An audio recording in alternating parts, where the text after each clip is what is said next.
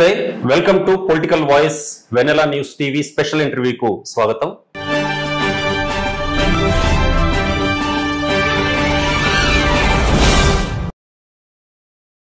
పాశ్చాత్య నాగరికత గురించి మాట్లాడుకుంటే అందరికీ అమెరికా గుర్తొస్తుంది.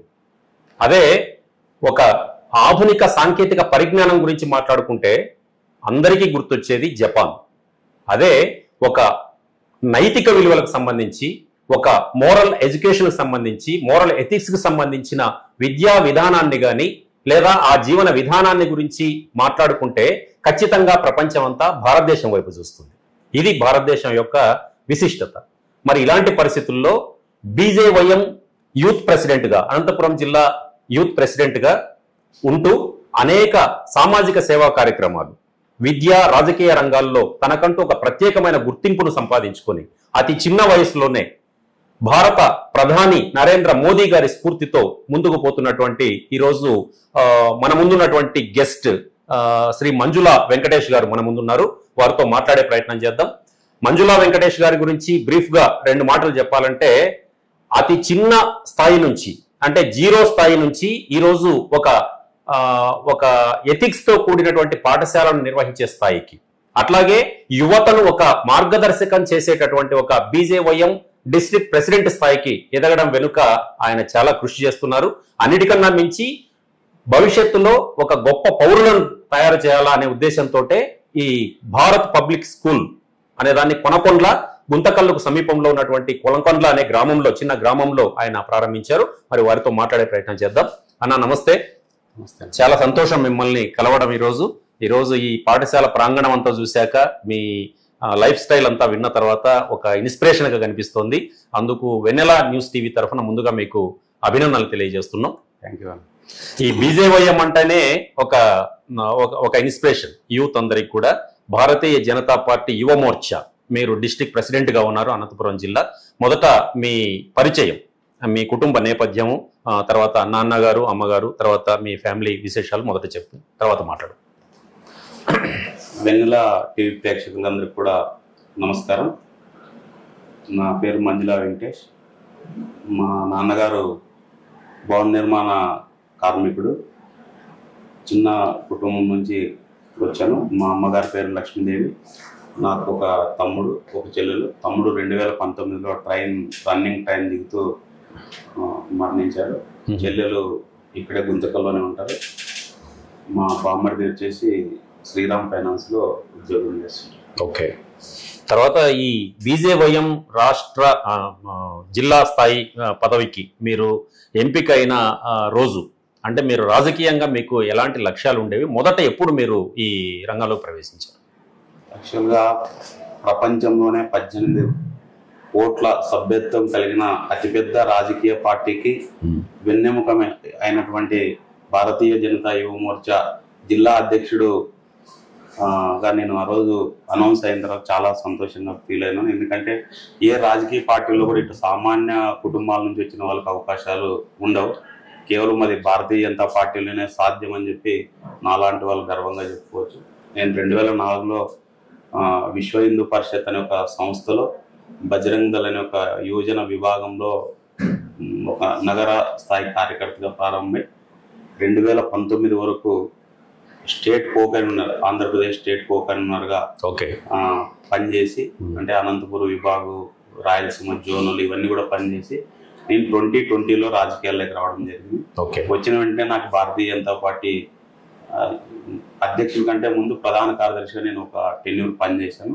దాని తర్వాత నా యొక్క పని విధానము, పబ్లిక్ లో మనకున్నటువంటి ఆదరణ, పబ్లిక్ డొమైన్ లో ప్రజా సమస్యల పట్ల మనం చేసిన పోరాటాలు ఇవన్నీ కూడా సహజంగానే ఎటువంటి లాబింగ్ లేకోకుండా పార్టీ గుర్తించి నన్ను యువ మోర్చా జిల్లా అధ్యక్షునిగా చేశాను. జిల్లా అధ్యక్ష పదవిని పక్కన పెడితే కాసేపు అంతకుముందు మీరు విహెచ్పిలో, బజరంగ దళ్ దీంట్లో అన్నిట్లు కూడా పనిచేసి మీ కృషికి వచ్చినటువంటి ఫలితం అది. మరి ఇప్పుడు ప్రజెంట్ ముచ్చటగా 3వసారి ఎన్డీఏ ప్రభుత్వం అధికారంలోకి వచ్చింది. అంటే 3 పర్యాయాలు వరుసగా రావడం అనేది చాలా కష్టం, చాలా రేర్. ఇట్లాంటి పరిస్థితుల్లో మోదీ గారు మళ్ళీ 3వసారి ప్రధానమంత్రిగా అయ్యారు. ప్రధానమంత్రిగా అయిన తర్వాత అంతవరకు 2 పర్యాయాల్లో ఉన్న సంక్షేమ పథకాలకు భిన్నంగా ఈసారి కేంద్ర ప్రభుత్వం ఎలాంటి సంక్షేమ పథకాలని తీసుకొచ్చే అమలు చేస్తుంది? తర్వాత దీన్ని మీరు ఎట్లా బీజేవైఎంగా ఎట్లా ప్రజల్లోకి తీసుకెళ్తున్నారు, యూత్లోకి? యాక్చువల్గా 2014 కంటే ముందు ఏదైతే కాంగ్రెస్ ప్రభుత్వం ఈ దేశాన్ని పరిపాలించిందో, ఈ దేశంలో సోషల్ సెక్యూరిటీ లేదు. అంటే ఒక చిన్న కుటుంబంలో ఆటో రిక్షా తోలేవాడు కానీ లేకుంటే ఇంకా ఎవరైనా చనిపోతే చందాలు వేసుకుని అంతిమ సంస్కారాలు చేసేవారు. అవును. అక్కడి నుంచి భారత ప్రధానమంత్రి బడుగు బలహీన వర్గాల గురించి ఆలోచించి సోషల్ సెక్యూరిటీ స్థాపన చేశారు. 12 రూపాయలు కడితే 2 లక్షల రూపాయలు బీమా వచ్చే విధంగా ప్రధానమంత్రి బీమా యోజన. అవును. అదేవిధంగా 50 కోట్ల మందికి బ్యాంకు ఖాతాలు లేవు. 50 కోట్ల మందిని ఈ దేశంలో బ్యాంకు మెట్లు ఎక్కించిన ఘనత నరేంద్ర మోడీ గారు. ఓకే. అదేవిధంగా ఎంఎస్ఎంఈ కానీ, ముద్ర కానీ, పిఎంఈజీపీ కానీ, అంటే ఒక సామాన్యుడు బ్యాంకు లోన్ తీసుకోవాలంటే ఇల్లు తాకట్టు పెట్టాలి, లేకుంటే ఎవరైనా ఎంప్లాయీ షూరిటీ ఉండాలి. కానీ నరేంద్ర మోడీ గారు వచ్చిన తర్వాత ఎవరైతే న్యూ ఎంటర్ప్రైనర్స్, ఎవరైతే యువ పారిశ్రామికవేత్తలు ఉన్నారో వాళ్ళకి కరెక్ట్ డిపిఆర్లు కానీ ఇచ్చినట్లయితే ప్రధానమంత్రి ఎంప్లాయ్మెంట్ స్కీమ్ కానీ, లేకపోతే ముద్రా యోజన కానీ, ఎంఎస్ఎంఈ కానీ, అంటే స్టార్టింగ్ 25,000 నుంచి 10 కోట్ల వరకు కూడా లోన్ ఇచ్చేటువంటి వ్యవస్థను తీసుకొచ్చారు. అంటే సామాన్యులు ఎదిగే దానికోసము. అదేవిధంగా మోడీ గారు ప్రధానమంత్రి అయిన తర్వాత ఎర్రకోట నుండి టాయిలెట్స్ గురించి మాట్లాడితే ఈ దేశంలో ఉన్నటువంటి కొంతమంది కుహానా సెక్యులర్ వాదులు ఈయనేం ప్రధానమంత్రి ఎర్రకోట మీద నుంచి టాయిలెట్ గురించి మాట్లాడతారా అంట. అంటే నువ్వు ఇక్కడ ఆడబిడ్డల ఆత్మగౌరవం బయటకు వెళ్ళి చాలా ఇబ్బందులు పడుతుంటే దీన్ని స్వచ్ఛ భారత్ మిషన్ అంటే చాలా కాన్సెప్ట్ ఉంది. అంటే ఆరోగ్యపరంగా ఇట్లా అనేక సంస్కరణలు, అంటే చిన్న కుటుంబాలకి బడుగు బలహీన వర్గాలకు సంబంధించి అనేక సంస్కరణలు ఈ దేశంలో తీసుకొచ్చి ఈరోజు భారతీయ జనతా యువ మోర్చా కూడా ఏం చేస్తుందంటే ఈ యొక్క స్కీమ్స్ కానీ, ఎవరికైతే భారతీయ జనతా పార్టీ సిద్ధాంతం కూడా అంత్యోదయ, ఏదైతే ప్రభుత్వ ఫలాలు ఉన్నాయో చిట్ట చివరి వ్యక్తి వరకు కూడా వెళ్ళినప్పుడు మాత్రమే ఆ ఫలాలు చివరి వ్యక్తికి వెళ్ళినప్పుడే అది స్కీమ్ సక్సెస్ అవుతుందని చెప్పి అంత్యోదయ సిద్ధాంతంతో భారతీయ జనతా పార్టీ పనిచేస్తుంది. ఎక్కువ మంది యువకుల్ని శక్తివంతంగా ఎకనామికల్ లిటరసీ పెంచే విధంగా మేము భారతీయ జనతా యువ మోర్చా పనిచేస్తాం. నరేంద్ర మోడీ గారి నేతృత్వంలో ఇంకా పెద్ద ఎత్తున జపాన్ ఈరోజు ఆర్టిఫిషియల్ ఇంటెలిజెన్స్ కానీ రకరకాల డెవలప్ చెందుతున్నప్పుడు కూడా ఈరోజు గూగుల్ పే, ఫోన్ పే ఇవన్నీ ఫస్ట్ పెట్టినప్పుడు అందరు నవ్వుకున్నారు. కానీ ఈరోజు అందరికంటే ముందు మనము ఆన్లైన్ ట్రాన్సాక్షన్లోను అంటే అనేక సంస్కరణలు తీసుకొచ్చారు. దీన్ని అన్నిటి కూడా ఇంకా పెద్ద ఎత్తున ప్రజల్లోకి తీసుకెళ్లే ప్రయత్నం చేస్తాం. అన్న, ఇక్కడ ఇంకొక విషయం చెప్పండి. కేంద్ర ప్రభుత్వం ఆధ్వర్యంలో ఏర్పాటు చేసినటువంటి అమలవుతున్నటువంటి చాలా సంక్షేమ పథకాలు ఉన్నాయి. ఈ పథకాలన్నీ కూడా తగిన ప్రచారం లేదు వీటికి. అంటే రాష్ట్ర ప్రభుత్వం ఏవి చేసినా కానీ తాము చేసినట్లుగా రాష్ట్ర ప్రభుత్వాలు చెప్పుకుంటున్నాయి తప్ప కేంద్ర ప్రభుత్వానికి సంబంధించిన సంక్షేమ పథకాలు దాదాపుగా ప్రజల్లోకి మీరు అన్నట్లుగా అవగాహన కల్పిస్తున్నారు మీలాంటి వాళ్ళు, కానీ చాలా మందికి వెళ్ళలేదనేది. మరి ఎందుకు ఇలాంటి పరిస్థితి ఉంది? దీనికి బీజేవైఎంగా మీరేం చేస్తున్నారు? గతంలో మన దురదృష్టం ఏంటంటే ఇక్కడ ఉన్నటువంటి కొన్ని రీజనల్ పార్టీస్ మనల్ని ఒక ఏదో ఫ్రీ స్కీమ్స్ ఇచ్చేసి ఇంకా వాళ్ళనంటే వెన్నెముక లేకోకుండా ఓటు మాత్రమే వేస్తే చాలు అనే విధంగా చేశారు. కానీ భారతీయ జనతా యువ మోర్చా మీరు అడిగిన అద్భుతమైన క్వశ్చన్. ఎందుకంటే ఈరోజు సుకన్య సమృద్ధి యోజన అనేది ఒక స్కీమ్. ఒక సామాన్యుడు ఒక ఇల్లు కట్టుకున్నా లేకుంటే ఆడకూతురు పెళ్లి చేసినా కూడా వాళ్ళ జీవితం అంతా కూడా అప్పులు కట్టుకునేదానికి సరిపోతుంది. కానీ నరేంద్ర మోడీ గారు సుకన్య సమృద్ధి యోజన అనే స్కీమ్ తీసుకొచ్చి నెలకు 1000 రూపాయలు చొప్పున 12,000 రూపాయలు సంవత్సరానికి, అది ఏ పద్ధతిలో కడతారా, 6,000 కడతారా, 3,000 కడతారా, సంవత్సరానికి 12,000 కట్టి ఆ విధంగా 12 సంవత్సరాలకి కట్టినట్లయితే ఆ పాప 18 ఏళ్ల వయసుకు వచ్చేపాటికి ఎడ్యుకేషన్ లోన్ వస్తుంది, లేదా పెళ్లికి వచ్చినప్పుడు 5.5 లక్షల రూపాయలు ఇచ్చే ఏర్పాటు చేశారు. ఇది చాలా మందికి అవగాహన లేదు. అవును. కాబట్టి తప్పకుండా మీరు అన్నట్లు నరేంద్ర మోడీ గారు అనేక పథకాలు ఈరోజు అంగన్వాడీ సెంటర్లో మాతా శిశు అభియాన్ కానీ అనేక కార్యక్రమాలు, లేకపోతే ఎన్ఆర్ఈజిఎస్ సంబంధించిన రోజ్గార్ యోజన కానీ అనేక పథకాలు కేంద్రం నుంచి వస్తున్నప్పటికీ గతంలో ఉన్నటువంటి ప్రభుత్వాలు వాళ్ళు స్టిక్కర్లు వేసుకొని అదంతా మేమే చేస్తున్నాం అనేది చెప్పడం అనేది దురదృష్టం. కానీ ఇప్పుడు భారతీయ జనతా యువ మోర్చా ఈ రాష్ట్రంలో ఎన్డీఏ కూటమి అధికారంలో ఉంది కాబట్టి తప్పకుండా పెద్ద ఎత్తున ప్రజల్లో అవగాహన తీసుకొచ్చే విధంగా ప్రయత్నం చేస్తాం.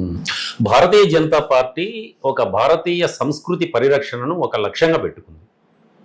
ప్రాచీన సంప్రదాయాలన్నింటినీ కూడా మళ్ళీ మనం పాటించాలని చెప్పి ప్రజలకు పరిచయం చేసుకుంటూ వెళ్ళడమే కాకుండా దాన్ని పరిరక్షణకు కూడా చాలా దోహదం చేస్తోంది.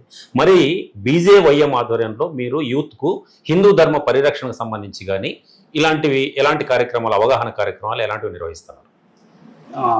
బీజేవైఎం ఆధ్వర్యంలో నరేంద్ర మోడీ గారు ఎప్పుడు చెప్తుంటారు, సబ్కా సాత్, సబ్కా వికాస్, సబ్కా ప్రయాస్, సబ్కా విశ్వాస్ అని. అవును. కాబట్టి ధర్మ పరిరక్షణ మన జీవన విధానంలోనే మనం ధర్మంగా వెళ్ళాలనేది ఒకటి. తర్వాత అందరూ కూడా బాగుండాలి, అందులో మనం ఉండాలి, అందరిని డెవలప్ చేయాలనే కాన్సెప్ట్ ఏదైతే నరేంద్ర మోడీ గారు ఉందో అది ఆ సబ్కా సాత్ సబ్కా వికాస్ అనే దాని మీద మేము తప్పకుండా కుల మత వర్గ వర్ణ విభేదాలు లేకుండా భారతీయ జనతా యువ మోర్చా యువకులు యొక్క అభివృద్ధికి ప్రయత్నం కృషి చేస్తాం. ముఖ్యంగా ఈ బీజేపీ అనగానే లేదా బీజేవైఎం అనగానే ఇంకా ఏవైతే వింగ్స్ ఉన్నాయో అవన్నీ కూడా ఇది కేవలం మత ప్రాతిపదికన ఏర్పడినటువంటి పార్టీ. ఇది ఈ పార్టీలో పనిచేయాలా వద్దా అని చాలా మంది యువకులు కూడా చాలా మందికి ఒక సంకోచం ఉంది. మరి దీనికి మీ క్లారిటీ ఏంటి? ఇది ఒక రాంగ్ ప్రాపగండా. అంటే ఇప్పుడు మీరు గమనించినట్లయితే ఈ ఎలక్షన్ కంటే ముందు వికసిత భారత్ సంకల్ప యాత్ర అని ఒక కార్యక్రమం తీసుకున్నారు నరేంద్ర మోడీ. 17 రకాల డిపార్ట్మెంట్ల వాళ్ళని ఆ సెంటర్ కి తీసుకొచ్చి అక్కడే ఉజ్వల గ్యాస్ కనెక్షన్ సంబంధించిన కానీ లేకుంటే బ్యాంక్ కానీ 17 రకాల హౌసింగ్, డిఆర్డిఏ, తర్వాత రెవెన్యూ, వీళ్ళందరూ కూడా గ్రామ పంచాయతీ వీళ్ళందరూ కూడా తీసుకొచ్చి అక్కడ పెట్టి అక్కడే సమస్యలు పరిష్కారం అయ్యే విధంగా దానికి కూడా ఢిల్లీ నుంచి మానిటర్ చేశారు. అయితే నేను ఈ విషయాన్ని ఎందుకు ప్రస్తావన చేస్తున్నా అంటే మీరు ఏదైతే ఇందాక హిందువులకు సంబంధించిన పార్టీ అంటున్నారో వికసిత భారత్ సంకల్ప యాత్ర గుంతకల్ జోన్ లో నేను పాల్గొన్న ప్రాంతంలో ఎక్కువ మంది లబ్ధిదారులు ముస్లింలు ఉన్నారు. కాబట్టి ఇది కేవలము ముస్లింలకు సంబంధించిందో హిందువులకు సంబంధించినదో, ఇది భారతదేశం సెక్యులర్ దేశం. కాబట్టి అందరూ ఈరోజు త్రిబుల్ తలాక్ విషయంలో కానీ అంటే ముస్లింల యొక్క ఆడబిడ్డల యొక్క సంరక్షణ కోసం త్రిబుల్ తలాక్ తీసుకొచ్చినారు. మరి ఇది మంచి సంస్కరణ కదా. ఈరోజు యుద్ధం జరిగితే అక్కడ కేవలం నరేంద్ర మోడీ గారి పేరు చెప్తే పాకిస్తాన్ వాళ్ళు కూడా సర్వైవ్ అయిన పరిస్థితి. మరి అంత గట్టిగా ఏమన్నా నిజాయితీగా ఎటువంటి అవినీతి లేకుండా అందరూ సంక్షేమం చేస్తున్నటువంటి నరేంద్ర మోడీ గారి ప్రభుత్వాన్ని ఎట్లా మనం దీన్ని హిందుత్వ అనే విధంగా మాట్లాడగలుగుతాం? అంతే కదా, మూడోసారి అధికారంలోకి రావడం అంటే మాటలు కాదు. తర్వాత ఈ హిందూ ధర్మ పరిరక్షణకు సంబంధించిన వ్యవహారాలే కాకుండా క్షేత్రస్థాయిలో మీరు అనంతపురం జిల్లాలో ఈ పార్టీ బలోపేతానికి, బీజేపీ పార్టీ బలోపేతానికి ఎలాంటి కృషి చేస్తున్నారు? రాబోయే రోజుల్లో భారతీయ జనతా పార్టీ సభ్యత్వ నమోదు కార్యక్రమం ప్రారంభమవుతుంది, హర్ తిరంగా యాత్ర సంబంధించి. దాని తర్వాత అయితే ఇప్పుడు మేము గతంలో కంటే యువకులు నరేంద్ర మోడీ గారి పైన చాలా ఆసక్తిగా వారి నాయకత్వం పట్ల చాలా విశ్వాసంగా ఉన్నారు. కాబట్టి నరేంద్ర మోడీ గారు చేస్తున్న అభివృద్ధిని ప్రజల్లోకి తీసుకుపోయి వాళ్ళని కూడా శక్తివంతంగా తయారు చేసే విధంగా భారతీయ జనతా యువ మోర్చా పాత్ర పోషిస్తుంది. కూటమి ప్రభుత్వం అధికారంలోకి వచ్చాక ఏపీలో నారా పురంధేశ్వరి గారు పార్టీ అధ్యక్షురాలిగా బాధ్యతలు చేపట్టిన తర్వాత పరిస్థితి ఎట్లా ఉంది? అంతకుముందు పరిస్థితిని చూసాం మనం. మరి పార్టీ బలోపేతం అవుతుందని మీరు భావిస్తున్నారా? అసలు కూటమి ప్రభుత్వంలో కలవడం అంటే బీజేపీ, జనసేన, టీడీపీ ఈ 3 పార్టీల కలయిక చారిత్రాత్మక అవసరం అని చెప్పి చాలా మంది చెప్తున్నమాట. మరి మీ స్పందన ఏంటి? తప్పుడు. ఎందుకంటే గతంలో రాక్షసంగా ఈ రాష్ట్రంలో పరిపాలన చేసినటువంటి జగన్మోహన్ రెడ్డి రాష్ట్రాన్ని అధోగతి పాలు చేస్తే ఈ రాష్ట్రంలో ఉన్నటువంటి ప్రజలు ప్రజా తీర్పు ఎలా ఉందంటే కనీసం ప్రతిపక్ష హోదా కూడా ఇవ్వలేదంటే ఎంత వ్యతిరేకత ఉంది. మరి ఈరోజు మేము 8 ఎమ్మెల్యే 3 ఎంపీ కూడా గెలిచినామంటే భారతీయ జనతా పార్టీ క్రమేపీ పెరుగుతుందన్న దానికి ఆంధ్రప్రదేశ్లో ఎటువంటి ఎవరికి డౌట్ ఉండాల్సిన అవసరం లేదు. ఇంకోటి ఏమంటే భారతీయ జనతా పార్టీకి ఒక చరిత్ర ఉంది. కేవలం ఈ దేశంలో రాజకీయ ప్రస్థానం ప్రారంభించినప్పుడు 2 సీట్లతో ప్రారంభమై మేము ఈరోజు 3వసారి అంటే ఇప్పుడు నరేంద్ర మోడీ గారి నేతృత్వంలో 3వసారి అధికారంలోకి వచ్చి సుపరిపాలన ప్రజారంజక పాలన అందిస్తున్నామంటే భారతీయ జనతా పార్టీ తప్పకుండా పెరుగుతుంది. ఎందుకంటే పార్టీ విత్ డిఫరెన్స్. మిగతా పార్టీలకి భారతీయ జనతా పార్టీకి తేడా ఏంటంటే nation first, party next, self last. బాగుంది. నేషన్ ఫస్ట్, దేశం first, party next, self last. కాబట్టి మేము ఎవరైతే నిస్వార్థంగా నిరపేక్షంగా రాజకీయ క్షేత్రంలో విలువలతో కూడిన రాజకీయాన్ని చేయడం భారతీయ జనతా పార్టీ లక్ష్యం. రైట్. మీరు ఈ ఆ నలుగురు అనేది ఒక ఎక్కడ చూసినా వినిపిస్తున్నటువంటి ఒక మాట. ఈ ఆ నలుగురు అనేది సినిమా అనేది పక్కన పెట్టేస్తే గుంతకల్లు ప్రాంతంలో ఇక్కడ ఒక అనాథ మృతదేహాలకు మీ ఎన్జిఓ ఆ నలుగురు అనే పేరు పెట్టుకున్న మీ ఎన్జిఓ ఆధ్వర్యంలో సొంత ఖర్చులతో మీరు కొన్ని వందల వేల మందికి అంత్యక్రియలు చేశారు, అంటే అనాథ మృతదేహాలకు. మరి ఎందుకు ఈ కాన్సెప్ట్ మీరు తీసుకున్నారు? ఎట్లా మిమ్మల్ని కదిలించిన సంఘటన ఏమైనా ఉందా? ఇది యాక్చువల్గా 2013లో ఇది మేము సంస్థ అవుతుందని కానీ లేకపోతే దీంట్లో ఇంతమంది సభ్యులు అవుతారని ఎట్లా మొదలైంది? మొదటిది ఎక్స్పెక్ట్ చేయలేదు. ఓకే. 2013లో ఒక రోడ్డు సైడ్ ఒక భిక్షాటనం చేస్తున్నటువంటి వ్యక్తి చనిపోతే నేను ఉదయం అటు గుత్తికి వెళ్తున్నప్పుడు 2 వీలర్లో చూశాను. తర్వాత నేను మళ్ళా 2:30-3 ఆ ప్రాంతంలో తిరిగి వచ్చినప్పుడు కూడా ఆ బాడీ అక్కడే ఉంది. మున్సిపాలిటీ వారికి సమాచారం ఇస్తే ఆ రోజు మున్సిపాలిటీకి సంబంధించిన ఏదో సెలవు నడుస్తుంది. సరే, ఇప్పుడు దానివల్ల దాని మీద వాళ్ళని ఈగులు మళ్ళీ ఇంకొక చోట వాళ్తే దానివల్ల ఇబ్బందులు కాబట్టి ఎందుకు మనం చేయకూడదు? దీనికంటే కారణం ముందు ఒకటి మంచి పని చేయడానికి ఒప్పుడు చాలని ఒక పుస్తకం. అందుకు ముందు నన్ను అటువైపు నడిపించడానికి మా నాన్నగారు కూడా ఒక కారణం. ఎందుకంటే మా కమ్యూనిటీలో ఒక ముస్లాం చనిపోతే ఒక 4 కలిసి ఆ ముస్లాంకి అంతిమ సంస్కారాలు దసరా పండుగ రోజు చేశారు. కాబట్టి ఈ 2 సంఘటనలు, తర్వాత నా మిత్రుల యొక్క సహకారం కూడా, అంటే నా అదృష్టం ఏమంటే నాతో పాటు కలిసి పనిచేసేదానికి మా మిత్రులు అంటే గతం నుంచి ఇప్పటి వరకు కూడా చాలా మంది ఉన్నారు. అది ఆ పని ప్రారంభించాం. తర్వాత క్రమేపీ 2016-17 ఆ ప్రాంతంలో కొంచెం దీనికి ప్రచారం వచ్చింది. ఒక ఆర్టికల్ వచ్చింది ఈనాడు పత్రికలో. అది ఆ నలుగురు పేరుతో వచ్చింది, మంచి పనికి భుజం అందిస్తున్న యువకులు అని చెప్పి. ఆ తర్వాత ఆంధ్రజ్యోతిలో కూడా వచ్చింది, అదే టైటిల్ వచ్చింది ఆ నలుగురు. తర్వాత సాక్షిలో వచ్చింది. ఈ 3 సంవత్సరాలు నలుగురే ఉన్నారు మీరు, మిగతా 3 మిత్రులు అంటే ఇప్పుడు 40 మంది ఉన్నాం.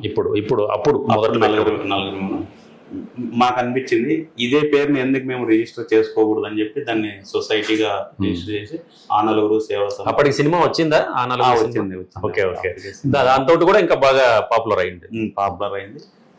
కరోనాలో కూడా విస్తృతంగా మేము సేవలు అందించాం. అవునా? తర్వాత ఇప్పుడు మాకు 40 మంది సభ్యులు ఉన్నారు. దీంట్లో టీచర్స్ ఉన్నారు, చార్టెడ్ అకౌంట్స్ ఉన్నారు, నర్సింగ్ చేసే అమ్మాయిలు ఉన్నారు, చాలా మంది. ఇట్లా ప్రారంభించాం. ఇది కేవలం అంతిమ సంస్కారాలకే కాకుండా రక్తదాన శిబిరాలు, ఆపరేషన్లు, ఎవరైతే నీడీ పీపుల్ ఉంటారో ఒక సహాయం 6 నెలల పాపకు కూడా మేము కణితికి సంబంధించి ఒక 6 లక్షలు ఖర్చు పెట్టి ఆపరేషన్ చేయించాం. ఇంకో దేవేంద్ర అనే అబ్బాయికి వెన్నెముకు సంబంధించి ఒక 2 లక్షలు పెట్టి ఆపరేషన్ చేయించాం. అయితే ఇది మాకు సొసైటీలో కూడా ఆదరణ పెరిగింది. పోయిన నెల 31 ఆ పుట్టినరోజు సందర్భంగా నాకు మా మిత్రులంతా కలిసి ఒక 84,000 రూపాయలు దీనికి డొనేషన్ కూడా ఇచ్చారు. అద్భుతం. బట్ నేను ఏమంటున్నా అంటే మనం చేసే మంచి మనకు తప్పకుండా తిరిగి వస్తుంది.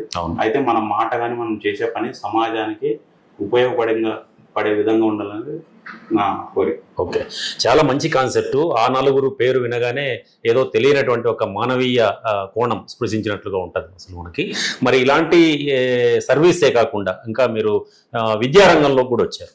ఈ విద్యారంగానికి సంబంధించి కూడా మీకు ఎలాంటి ఇన్స్పిరేషన్ ఉంది? ఇప్పుడు సర్వీస్కు సంబంధించి నాన్నగారు ఇన్స్పిరేషన్ అన్నారు. అమ్మా నాన్నగారి పేర్లు చెప్పండి ఒకసారి. నాన్నగారి పేరు నరసింహులు. ఓకే. అమ్మగారి పేరు లక్ష్మీదేవి. ఓకే. భవన నిర్మాణ కార్మికుడి కుమారుడు మీరు. ఓకే, వాళ్ళ నుంచి వచ్చింది సర్వీస్. మరి ఈ విద్యారంగంలోకి మీరు ఎంటర్ కావడానికి భారత్ పబ్లిక్ స్కూల్ ఒక ఆదర్శవంతమైనటువంటి పాఠశాల, ఒక గురుకులాన్ని తలపిస్తుంది ఈ పాఠశాలను చూస్తుంటే. మరి ఈ పాఠశాల ఏర్పాటుకు మీకు ఇచ్చినటువంటి ఇన్స్పిరేషన్ ఏది, ఎవరు? ఈ పాఠశాల గుంతకల్లో విద్యారణ్య స్కూల్ అని చెప్పి 15 సంవత్సరాల నుంచి నిర్వహిస్తున్నాం. నా శ్రీమతి చూస్తుంటారు. ఓకే. విద్యారణ్య భారతి స్వామీజీ యొక్క ఆశీస్సులు, వారి యొక్క ప్రేరణ, అంటే వారు ఎప్పుడు కూడా కామన్ మ్యాన్ గురించి, తర్వాత సొసైటీలో మంచి వ్యక్తుల్ని ఎలా తయారు చేయాలనే విషయం మీద వారు ఎక్కువ, ఏ సమావేశాల్లో పోయినా ఏ నలుగురు కలిసినా కూడా వారు ఇదే చెప్తుంటారు. అంటే పూజ, అర్చన, హోమము ఇవన్నీ చేస్తే 20% మాత్రమే ఫలితం వస్తుంది. కానీ ఏదైతే అవసరమో మానవ సేవ చేస్తే 100% మీకు ఫలితం లభిస్తుంది. కాబట్టి అవసరమైన వాళ్ళకి సేవ చేయండి అనేది ఒకటి. తర్వాత ఈ విద్యారంగంలోకి రావడానికి అంటే ఉన్నప్పుడు కూడా ఇప్పుడు ఇంకా కొత్త అంటే అప్డేట్ అవుతూ మన యొక్క భారతీయ సాంస్కృతిక సాంప్రదాయాల విలువలను నైతిక విలువలతో కూడిన విద్యా విధానాన్ని అందించాలనే కోరిక దేనికంటే ఈ దేశాన్ని నడిపించే పార్లమెంట్ కావచ్చు, శాసనాలు చేసే పార్లమెంట్ ఒకటైతే ఈ 4 గోడల మధ్య తయారయ్యే వాళ్ళే ఈ దేశానికి భవిష్యత్తు. ఈ క్లాస్ రూమే ఆదర్శ పౌరులుగా తీర్చిదిద్దడానికి ఉంది. కాబట్టి ఇక్కడ నైతిక విలువలతో కూడిన విద్యా విధానం మనకు ఎప్పుడైతే లభిస్తుందో బయట వాళ్ళు ప్రవేశించే ఏ రంగంలోకైనా కూడా వాళ్ళు విలువలతో కూడిన పనిని కూడా అక్కడ చేయడానికి అవకాశం. వాస్తవం అది కరెక్ట్. ఇక్కడ చిన్న పిల్లల నుంచే ఈ యొక్క విద్యా విధానం అందించినట్లయితే వాళ్ళు కలెక్టర్ అవుతారా ఇంకా ఏదైనా అక్కడ కూడా వాళ్ళు అదే పద్ధతిలో సమాజం పని చేయాలా, సమాజం కోసం మనం పని చేయాలా అని చెప్పి కాన్సెప్ట్ వాళ్ళకి వస్తుంది. కాబట్టి విద్యారణ్య భారత స్వామి యొక్క ప్రేరణ వారి యొక్క ఆశీస్సులతో ఇప్పుడు భారత్ పబ్లిక్ స్కూల్ అనేది ఇక్కడ మంచి వాతావరణంలో ఒక ఆహ్లాదకరమైన వాతావరణమే కాకుండా ఒక క్రమశిక్షణ ఇవన్నీ కూడా ఏర్పాటు చేసి ఒత్తిడి లేని విద్యా విధానాన్ని అందించాలని చెప్పి మనము ఈ కాన్సెప్ట్ తో తీసుకుని వచ్చాం. కాబట్టి కరికులంలో కూడా కేవలము ఎడ్యుకేషనే కాకుండా horse riding, archery, karate, yoga ఇవన్నీ కూడా ఇంట్రొడ్యూస్ చేస్తూ స్ట్రెస్ లెస్ అంటే ఈరోజు 1వ తరగతి పిల్లోనికి మొయ్యలేని పుస్తకాలు ఇవ్వాల్సిన పరిస్థితి వస్తుంది. కాబట్టి ఇప్పుడు మనం ఏం చేస్తున్నాం అంటే కార్పొరేట్ ఎడ్యుకేషన్ సిస్టమ్ లో వాళ్ళ బుర్రల నిండా మొత్తం అన్ని కూడా ఈ పుస్తకాలు ఇవే మొత్తం అన్ని అసలు దానికి భిన్నంగా ఉంది ఇక్కడ పరిస్థితి. దానికి భిన్నంగా మేము ఇంకోటి ఏమంటే no bag, no tuition, no homework అనే కాన్సెప్ట్ పెట్టాం. నో బ్యాగ్ అనేది ఎందుకంటున్నాం అంటే పిల్లవాడు తెచ్చిన బ్యాగ్ క్లాస్ రూమ్ లో పెడతాడు. మేము సొంతంగా స్కూల్ యాజమాన్యం వాళ్ళకి ఒక చిన్న బ్యాగ్ ఇస్తున్నాం. ఆ బ్యాగ్ లో ఆ రోజు అవసరమైన క్లాస్ వర్క్ అంటామా ఇంకోటి ఏదంటామా దానికి ఇచ్చి పంపుతారు. వాళ్ళకి మూత తగ్గుతుంది. ఇంటికి వెళ్ళిన తర్వాత వాళ్ళు ప్రశాంతంగా ఈ 2 పుస్తకాలే కదా ఒక భావన వస్తుంది. పని కూడా ఈజీగా అంటే ఈజీ మెథడ్ లో వర్క్ కంప్లీట్ చేసే సిస్టమ్ ఒకటి. నో ట్యూషన్ అనేది ఎందుకంటున్నాం అంటే పిల్లలు ఆడుకోకపోతే వాళ్ళు వికాసం చెందరు. కాబట్టి వాళ్ళని మానసికంగా శారీరకంగా దృఢంగా ఉన్నప్పుడు మాత్రమే వాళ్ళు మంచి శక్తితో వెళ్తారు. కాబట్టి ఈ కాన్సెప్ట్ మేము ప్రారంభించడం తప్పకుండా పేరెంట్స్ నుంచి కూడా మాకు మంచి ఆదరణ ఉంది. రాబోయే రోజుల్లో మంచిగా ఇంకా డెవలప్. స్ట్రెంత్ ఉంది అప్పుడు 256 ఉంది. మొదటి సంవత్సరం కదా ఇంకా. మొదటి సంవత్సరం అంత స్ట్రెంత్ రావడం కూడా చాలా గొప్ప విషయం అసలు ఇప్పుడున్న కార్పొరేట్ పోటీ యుగంలో. తర్వాత ఇక్కడ జగద్గురు శంకరాచార్య గారు హంపి విరూపాక్ష విద్యారణ్య మహాసంస్థానం పీఠాధిపతి స్వామీజీ ఫోటోను పెట్టుకున్నారు మీరు. ఏంటి ఇన్స్పిరేషన్ ఏంటి మీకు? స్వామీజీ కాషాయం అనేది ఫస్ట్ విజయానికి సంకేతం. దక్షిణ భారతదేశంలో ప్రతి ఒక్కరు కూడా ఇద్దరికి నమస్కారం చేయాలి. సూర్య భగవాన్ తర్వాత సూర్యునికి మనం ఏ విధంగా అయితే నమస్కారం చేస్తాం అట్లా విద్యారణ్యుల వారికి, సమర్థ రామదాస్కి. దేనికి చెప్తున్నా అంటే దక్షిణ భారతదేశంలోకి ఈ మొఘలాయుల్ని రాకుండా సమర్థ రామదాస్ గారు శివాజీ మహారాజుని తయారు చేశారు.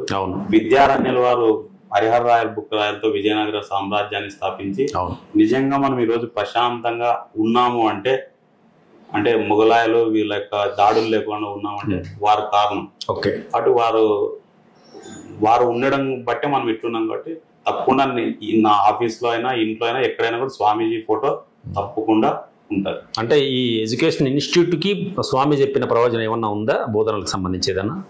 ఇప్పుడు ఏమంటే స్వామీజీ ఒక మాట చెప్తారు. బ్రిటిష్ వాడు మనకి ఏం చేసినాడంటే మెకాలే అంటే ఈ దేశంలో ఒక 2 వ్యవస్థల్ని అంటే సంస్కృతి సాంప్రదాయాలు విద్యా విధానాన్ని నాశనం చేసినట్లయితే వీళ్ళంతా కూడా ఉల్టా అయిపోతారని చెప్పి మన పిల్లలకి అప్పుడు విష బీజాలు నాటినారు. ఇప్పుడు మనం బాలవాక్కు బ్రహ్మవాక్ అంటాం. మరి బాలవాక్కు బ్రహ్మవాక్ అన్నప్పుడు రైన్ రైన్ గోవావే అంటే వాన పైకి పోతుంది కదా. అవును. మరి దీనికి స్వామీజీ ఏం చెప్తారంటే ఇంగ్లీష్ నేర్చుకోవద్దని స్వామీజీ చెప్పారు. కానీ ఇంగ్లీష్ లో కూడా 1-1-1 god is 1. 2-2-2 epics are 2 Ramayana Mahabharata. Okay 333 మూర్తి సాత్రి బ్రహ్మ విష్ణు మహేశ్వర్, ఓకే 444 వేదాస్ ఆర్ 4, ఇట్లా 10 అవతాస్ ఆర్ 10. ఓకే. ఈ విధంగా అంటే ఈ మన భారతీయ తత్వాన్ని ఇందులో అంటే ఈ రకంగా గేయాల రూపంలో కూడా చెప్పొచ్చు అని చెప్పారు. ఓకే. కాబట్టి ఎడ్యుకేషన్ సిస్టంలో ఈరోజు మనము డంపింగ్ అండ్ వామిటింగ్ సిస్టంలో పోయి వాళ్ళు ఒక స్థాయికి వచ్చిన తర్వాత ఈరోజు వాస్తవానికి ర్యాంకులు వచ్చిన వాళ్ళు ఉద్యోగాలకు వెళ్ళిన తర్వాత కమ్యూనికేషన్ స్కిల్స్ లేక, సమాజంతో ఎట్లా మింగిల్ అవ్వాలని తెలియక, మరి వాళ్ళు కొత్తగా కమ్యూనికేషన్ స్కిల్స్ నేర్చుకోవడానికి పర్సనాలిటీ డెవలప్మెంట్ కోసం మళ్ళా డబ్బులు ఇచ్చిపోతున్నారు, కోర్సు నేర్చుకుంటున్నారు. స్పెషల్ గా చేతగాక ఉద్యోగాలు చేయలేక, వాళ్ళతో కమ్యూనికేషన్ లేక ఎనికి వచ్చేస్తున్నారు. మనం ఈరోజు ర్యాంకులు మార్కులే చూస్తున్నాం కానీ చిట్ట చివరిగా వాడి యొక్క పరిస్థితి ఏందనేది అంటే మానసిక రోగులుగా తయారు చేసే వ్యవస్థ ఈ దేశంలో కొంత తయారైంది. అంటే దానికి భిన్నంగా స్వామీజీ యొక్క నేతృత్వంలో, స్వామీజీ యొక్క ప్రత్యక్ష పర్యవేక్షణలో కూడా మీ కార్యక్రమాలు నిర్వహిస్తారు. వెరీ గుడ్ అన్న. ఫైనల్ గా చెప్పండి, ఈ ఎస్సీ వర్గీకరణకు సంబంధించి ఇటీవల సుప్రీంకోర్టు తీర్పు ఇచ్చింది. ఆ తీర్పుకు సంబంధించి అంతకుముందు కూడా మోదీ గారు సహకారం కానీ, చంద్రబాబు నాయుడు గారి సపోర్ట్ కానీ చాలా వరకు ఇవన్నీ కూడా అంటే ఈ ఎవరైతే ఎస్సీలు చేసినటువంటి ఉద్యమాలు ఏవైతే ఉన్నాయో, పోరాటాలు ఎస్సీ వర్గీకరణ కోసం, అది చట్టబద్ధత మొన్న సుప్రీంకోర్టు దీంతో వచ్చింది. దానిపైన కూడా భిన్నాభిప్రాయాలు వినిపిస్తున్నాయి. అంటే కొన్ని దళిత సంఘాలు కూడా లేదు ఇది అందరికీ ఉపయోగపడేటటువంటి తీర్పు కాదు అనే ఒక తీర్పు. మీ అంచనా ఏంటి దానిపైన? అంటే ఇప్పుడు ఈ భారతదేశంలో ప్రజాస్వామ్యం మనం ఏదైతే 4th ఎస్టేట్ అనుకున్నాం, జ్యుడిషియరీ వ్యవస్థ ఒకటి ఏదన్నా మనకు తీర్పు దాన్ని తప్పకుండా మనం గౌరవించాలా భారతీయ పౌరులుగా, భారత రాజ్యాంగ వ్యవస్థకు సంబంధించి. అయితే భిన్నాభిప్రాయాలు ఉండడం అనేది సహజం. ఎందుకంటే ఏదైనా ఒక అంశం తీసుకొచ్చినప్పుడు దాన్ని అందరూ కూడా ఏకగ్రీవంగా చేసేదానికి అవకాశం ఉంది.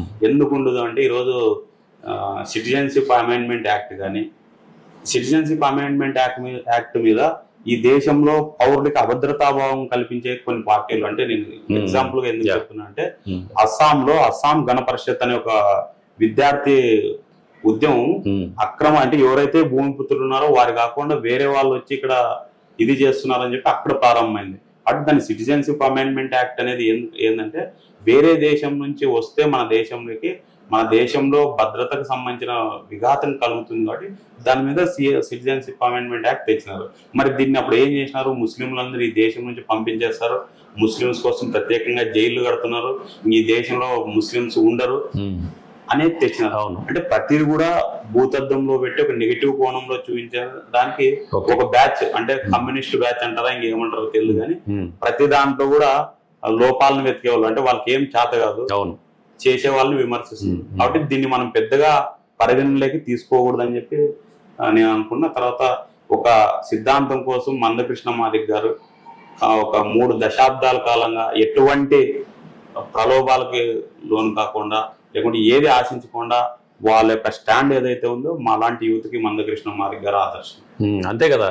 ఇప్పుడు ప్రధాని నరేంద్ర మోదీ గారు ఎప్పుడైతే మందకృష్ణ మాదిగ గారిని దగ్గరికి తీసుకొని పెద్ద సభలో హైదరాబాద్లో ఆయన్ని ఓదార్చి ఏడ్చాడు, బోరున విలపించినాడు. అప్పుడు ధైర్యం చెప్పి భరోసా ఇచ్చి ఆయన నీకేం కావాలో చెప్పు అన్నప్పుడు ఆయన ఎస్సీ వర్గీకరణ చట్టబద్ధత చేస్తే చాలని చెప్పి కోరిన సమయంలో ఇప్పుడు అది సాకారమైంది. మరి ఇది బీజేపీ పాత్ర కూడా చాలా ఉన్నట్లే కదా, కేంద్ర ప్రభుత్వ పాత్ర ఇందులో. అంటే అనేక సంస్కరణలు దేశంలో అవసరం. అంటే ఈరోజు ఆ రోజు ఆ సభలో మోడీ గారు ఒక మాట అంటారు, మందకృష్ణ మాదిగ నేతృత్వంలో నేను కూడా పనిచేస్తా. అవును, చాలా గొప్ప మాట అన్నాడు అసలు. మా అన్న మందకృష్ణ మాదిగ నరేంద్ర మోడీ గారు ఈ సంస్కరణలు ఇవన్నీ కూడా తీసుకురావడానికి కారణం ఏంటంటే ఆయన ఒక ఛాయ్ వాలా కుటుంబం నుంచి వచ్చినాడు. కష్టం అంటే ఏం తెలుసు, బాధ అంటే ఏం తెలుసు. కాబట్టి అటువంటి నాయకుడు అక్కడ ఆ పీఠం మీద ఉన్నాడు కాబట్టి మన గురించి మాట్లాడగలుగుతారు. ఆక్స్ఫర్డ్ లో చదివి వచ్చిన వాళ్ళు, కేంబ్రిడ్జ్ లో చదివి వచ్చిన వాళ్ళు, 60 సంవత్సరాలు ఈ దేశాన్ని పరిపాలించిన వాళ్ళు ఏం చేసినారు? ఏం చేయలేదు. వాళ్ళు చేయకపోగా ఉల్టా పల్టా మాటలు మాట్లాడతారు. అన్ని చారిత్రాత్మక నిర్ణయాలే. దాదాపు కాశ్మీర్ సమస్య కావచ్చు, అయోధ్య రామాలయం కావచ్చు, ఇవన్నీ కూడా చాలా అంటే చరిత్రలో నిలిచిపోయేటటువంటి నిర్ణయాలు చాలా వరకు. ఉదాహరణకి 370 ఆర్టికల్ తీసుకుంటే మనం భారత తలమానికం కాశ్మీర్ లాల్ చౌక్ లో జెండా ఎగరేసుకోలేదు మనం 2014. భరతమాత కిరీటం అని చెప్పుకుంటాం, అక్కడ జెండా ఎగరేసుకోలేదు.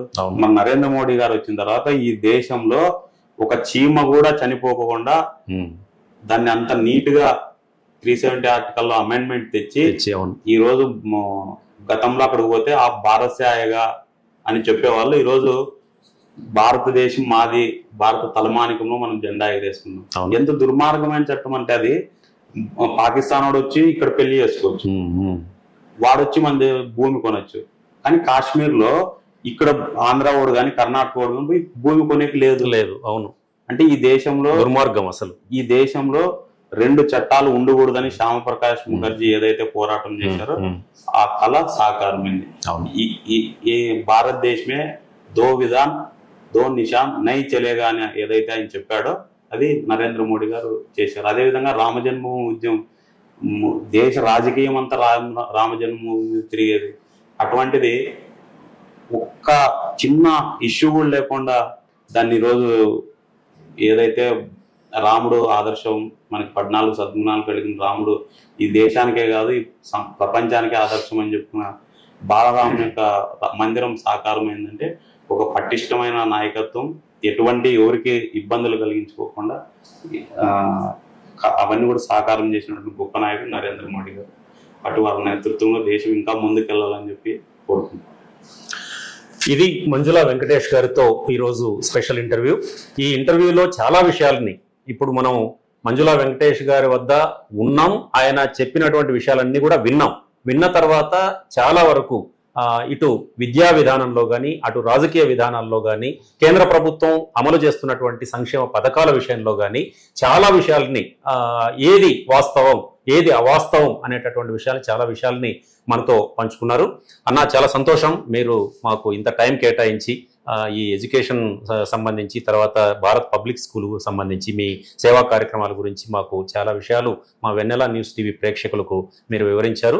మీకు భవిష్యత్తులో కూడా ఈ రాజకీయ విద్యా రంగంలో సామాజిక సేవా రంగంలో మీరు మరింత ఉన్నతమైనటువంటి స్థాయికి చేరుకోవాలని వెన్నెల న్యూస్ టీవీ మనస్ఫూర్తిగా మీకు అభినందనలు తెలియజేస్తూ మీకు థ్యాంక్స్ చెప్తూ ఇలాంటి కార్యక్రమాలు మరెన్నో చేయాల్సిందిగా మిమ్మల్ని కోరుతున్నాం. చాలా ధన్యవాదాలు అన్న. నమస్తే. థ్యాంక్ యూ అన్న. ఇది ఇవాల్టి స్పెషల్ ఇంటర్వ్యూ. వచ్చే వారం మరో స్పెషల్ గెస్ట్తో మళ్ళీ కలుద్దాం. నమస్తే.